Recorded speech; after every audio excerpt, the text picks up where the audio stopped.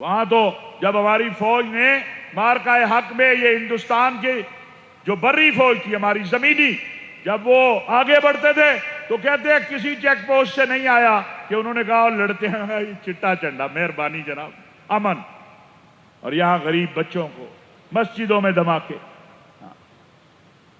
شیخ الحدیث مولانا ادریس صاحب کا میں نے پچھلے جمعے بھی ذکر کیا، قال اللہ وقال رسول اللہ پڑھانے والا روزانہ تقریباً 3000 یا اس سے زیادہ یا تھوڑا اس سے کم، مجھے 2800 کچھ حضرات کہتے ہیں، پورا عدد مجھے نہیں، حدیث پڑھاتا ہے بخاری پڑھانے والا، چوک میں شہید کر دیا۔ کیا جرم اس کا کہ وہ پاکستان کی بات کرتا ہے؟ اور اگر پاکستان کی بات کرنا جرم ہے، امن کی بات کرنا جرم ہے، قرآن و سنت کی بات کرنا جرم ہے، تو یہ ہم کرتے رہیں گے، اس سے فرق نہیں پڑتا ہے، اس سے فرق نہیں پڑتا۔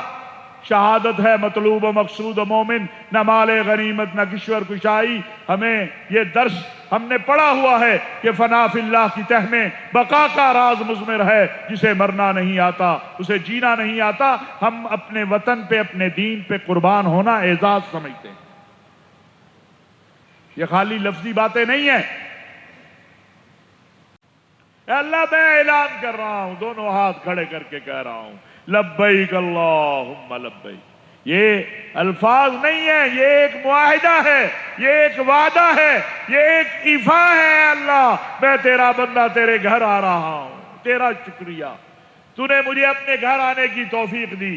میں عرفہ کے میدان میں پہنچوں گا، اے اللہ میں مینا میں پہنچوں گا، اے اللہ میں مزدلفہ میں پہنچوں گا۔ میرا حج تیرے لیے ہے، کسی اور کے لیے نہیں ہے۔ مجھے وہ حاجی نہ بنانا جس کو قیامت کے دن آپ کہیں کہ تم نے تو حج دنیا کے لیے کیا، دنیا نے تجھے حاجی کہہ دیا، چلو السلام علیکم، جہنم تیرا مقدر ہے۔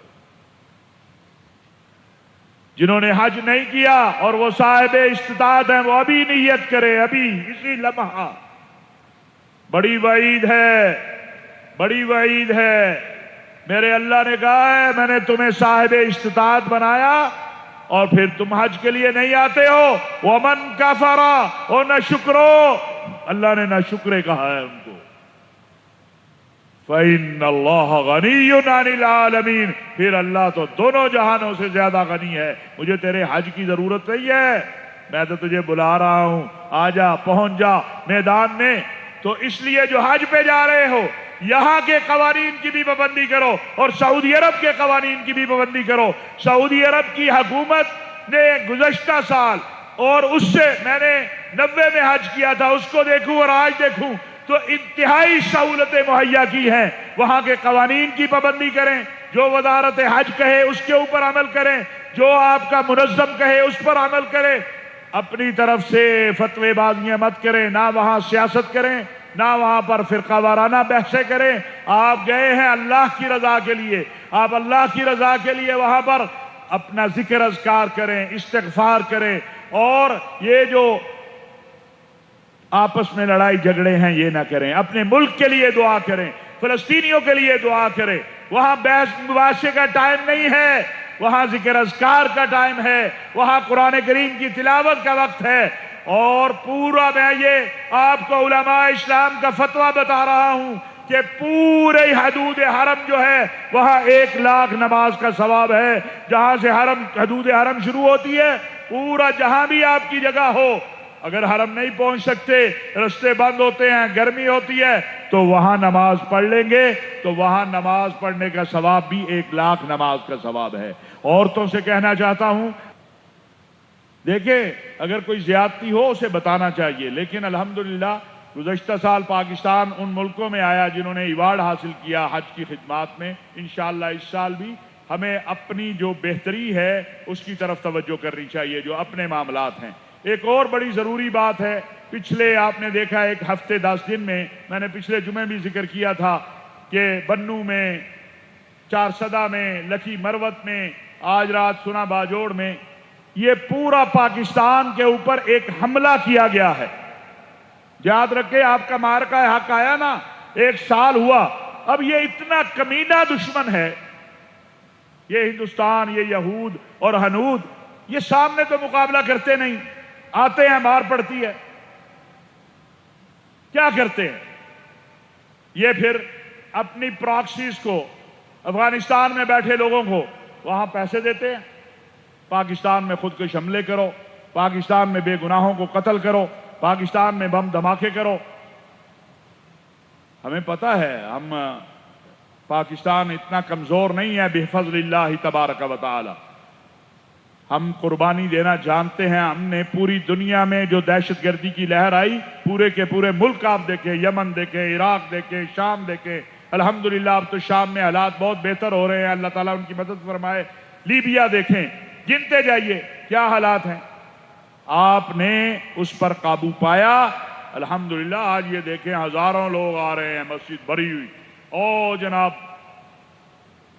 ہم نے وہ ماحول بھی دیکھا کہ دروازے سے باہر چار چار گارڈ کھڑے ہوتے تھے۔ تو یہ بزدل جو دشمن ہے ہمارا، یہ صرف یہی کر سکتا ہے، بے گناہ چھوٹے چھوٹے بچوں کو ڈرون حملوں سے مارتے، عورتوں کو مارتے۔ کرو نا فوج کا مقابلہ، وہاں تو بھاگتے ہو تم، وہاں تو جب ہماری فوج نے مارکہ حق میں، یہ ہندوستان کی جو بری فوج تھی ہماری زمینی، جب وہ آگے بڑھتے تھے تو کہتے ہیں کسی چیک پوسٹ سے نہیں آیا کہ انہوں نے کہا لڑتے ہیں چٹا چنڈا، مہربانی جناب، امن۔ اور یہاں غریب بچوں کو مسجدوں میں دھماکے۔ شیخ الحدیث مولانا ادریس صاحب کا میں نے پچھلے جمعے بھی ذکر کیا، قال اللہ وقال رسول اللہ پڑھانے والا روزانہ تقریباً 3000 یا اس سے زیادہ یا تھوڑا اس سے کم، مجھے 2800 کچھ حضرات کہتے ہیں، پورا عدد مجھے نہیں، حدیث پڑھاتا ہے بخاری پڑھانے والا، چوک میں شہید کر دیا۔ کیا جرم اس کا کہ وہ پاکستان کی بات کرتا ہے؟ اور اگر پاکستان کی بات کرنا جرم ہے، امن کی بات کرنا جرم ہے، قرآن و سنت کی بات کرنا جرم ہے، تو یہ ہم کرتے رہیں گے، اس سے فرق نہیں پڑتا ہے، اس سے فرق نہیں پڑتا۔ شہادت ہے مطلوب و مقصود و مومن، نہ مال غنیمت نہ کشور کشائی۔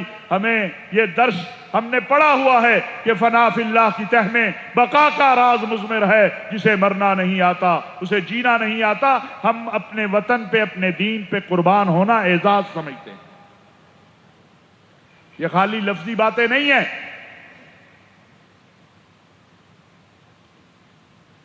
اس محراب و منبر کی بہت بڑی ذمہ داری ہے ہمارے اوپر۔ گنگے شیطان بن کے نہیں بیٹھ سکتے ہیں کہ بے گناہ لوگ قتل ہوتے رہیں، دہشت گردی کا نشانہ بنتے رہے، چھوٹے چھوٹے بچے شہید ہوتے رہیں، عورتیں شہید ہوتی رہے، اور ہم کہیں جی مصلحت، جی مصلحت۔ بھائی کو اگر خیال نہ آئے، بھائی ظالم بن جائے، قاتل بن جائے، سفاک بن جائے، تو پھر قرآن کا حکم ہے وَلَكُمْ فِي الْقِصَاصِ حَيَاةٌ يَا أُولِي الْأَلْبَابِ لَعَلَّكُمْ تَتَّقُونَ۔ یہ قرآن کہہ رہا ہے، پھر تمہاری زندگی قصاص کے اندر ہے۔ 1978 سے ہم نے بھائی کے لیے بڑا کچھ کیا ہے، بھائی سے صرف ہمیں لاشیں ملی ہیں، وہ کرزئی کا دور ہو، وہ اشرف غنی کا دور ہو، ان کے یہ آئے تھے، ہمارا خیال تھا ہمارے بھائی ہیں، ہمارے مدرسوں میں پڑھے، ہمارے ساتھ اٹھے بیٹھے، ہم نے ان کی بڑی خدمت کی۔ انہوں نے بھی کہا بھائی ڈالر زیادہ قیمتی ہے ہندوستان سے ملنے والا، اسرائیل سے ملنے والا، تم زیادہ قیمتی نہیں ہو، تو پھر یاد رکھو اگر تمہیں پاکستان کے بچے کی پرواہ نہیں ہے تو ہمیں بھی تمہاری کوئی پرواہ نہیں ہے۔ ہم کسی بے گناہ کو نہ ہمیں نے نشانہ بنایا ہے، نہ ہمارے بنانا ہے، نہ بنانے کی ہماری جو ہے کوئی ارادہ ہے، لیکن جو گناہگار ہیں، جو قاتل ہیں، ہماری فوج اللہ اس کو ہمت اور طاقت دے، اس کا ذمہ داری ہے ریاست کی کہ وہ اپنے شہریوں کا بدلہ لے۔ یہ بات میں، اور اسی طرح ایک اور چیز بھی چلی ہے، آپ نے دیکھا ہوگا، جب اب دیکھا کہ امن آ گیا ایران کے معاملے میں، پاکستان کو اللہ تعالیٰ نے عزت آبرو دی، پاکستان اور سعودی عرب نے مل کر امن کا راستہ چنا، تیسری عالمی جنگ کو روکا۔ ابھی شروع ہو گیا، نیتنیاہو کہتا ہے او یہ پاکستان کے سوشل میڈیا والے میرے اور امریکہ کے تعلقات خراب کر رہے ہیں، تو کہتا تھا سم ہی میری ہے، اب کیا ہوا ہے؟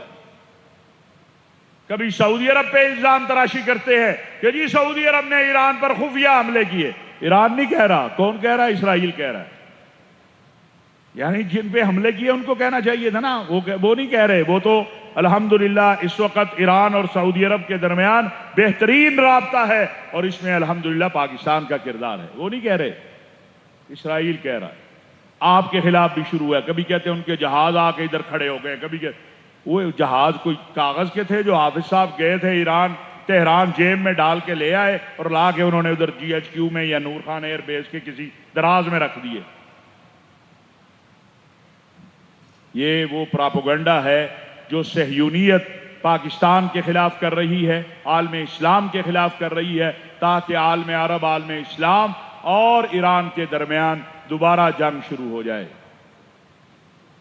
یہ کسی صورت قابل قبول عمل نہیں ہے. آپ کو بھی دعا کرنی چاہیے، ہمیں بھی دعا کرنی چاہیے کہ اللہ رب العزت جو ہے وہ یہ توفیق دے ہماری قیادتوں کو، ہمارے بالخصوص پاکستان کی قیادت کو، سعودی عرب کی قیادت کو، کہ وہ یہ امن کے مشن کو جاری رکھیں تاکہ دنیا میں امن رہے.